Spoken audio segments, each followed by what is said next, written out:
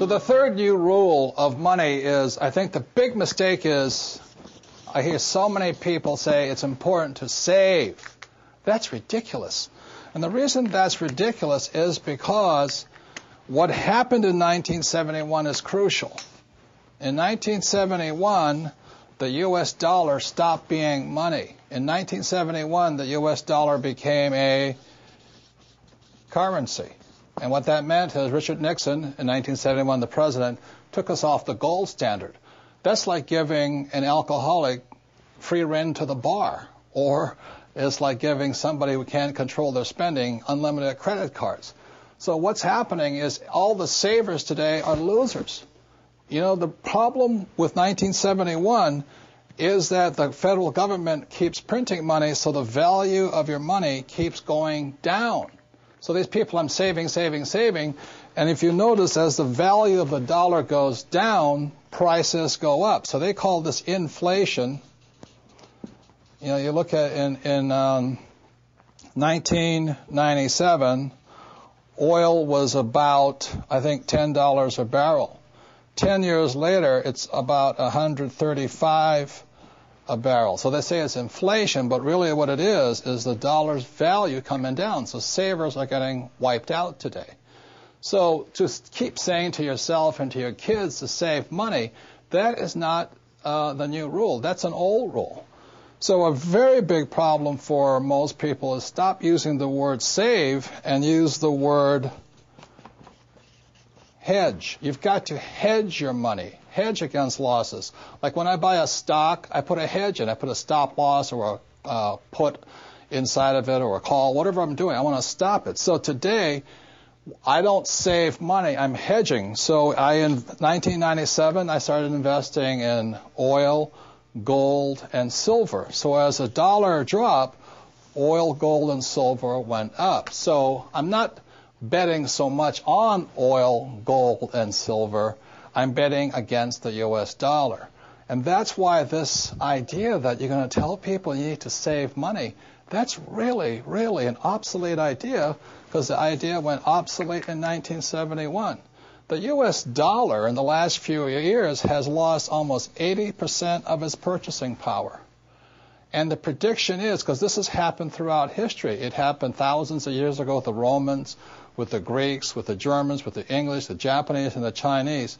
Every time they've made money into a currency, something you could print at unlimited, every time that has happened, the currency has gone to its true value, which is zero.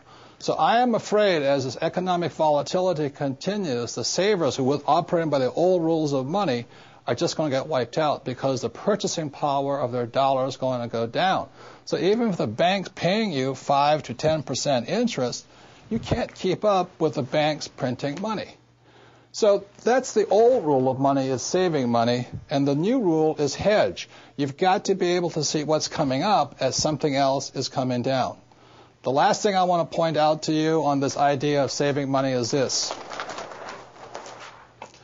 One of the biggest misunderstandings in the world today is what they talk about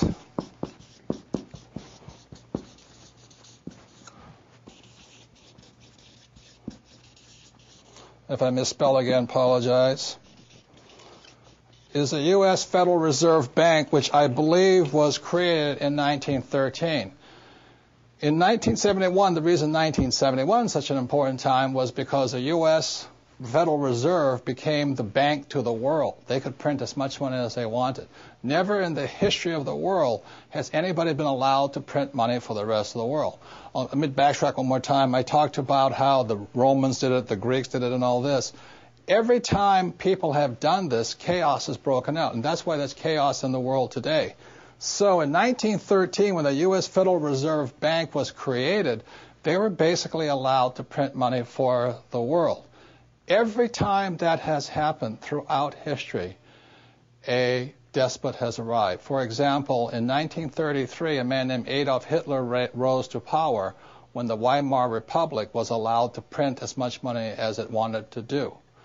And in Russia, when Russia's currency broke down, a man named Lenin rose. When the Chinese economy broke down, Mao Zedong rose. When the Yugoslavian government broke down, Milosevic arose. So we're in that critical point right now, and one of the causes of it was in 1933, this thing called the U.S. Federal Reserve was created. And I think, they've done a pretty good job of making the rich richer.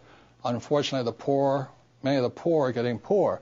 One of the problems of this is you have to understand that, first of all, the U.S. Federal Reserve Bank is not U.S. It is made up of a bunch of international rich guys from all over the world. The second thing, it is not federal. It's not a U.S. entity. It is, again, a bunch of rich banks from all over the world. Third, it has no reserves. There is nothing there.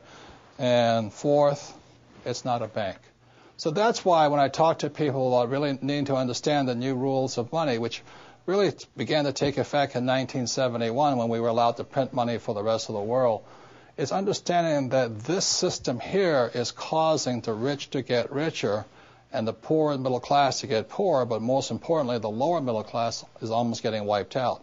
High prices, volatilities in the market, food getting more expensive, gas getting more expensive, savings getting wiped out, home values going around. And the reason the troubles have started, again, is the U.S. Federal Reserve Bank is not U.S., it's not federal, there's no reserve, it's not a bank. So if you understand that, then you can start to hedge your position rather than save money. And that's the new rule of money.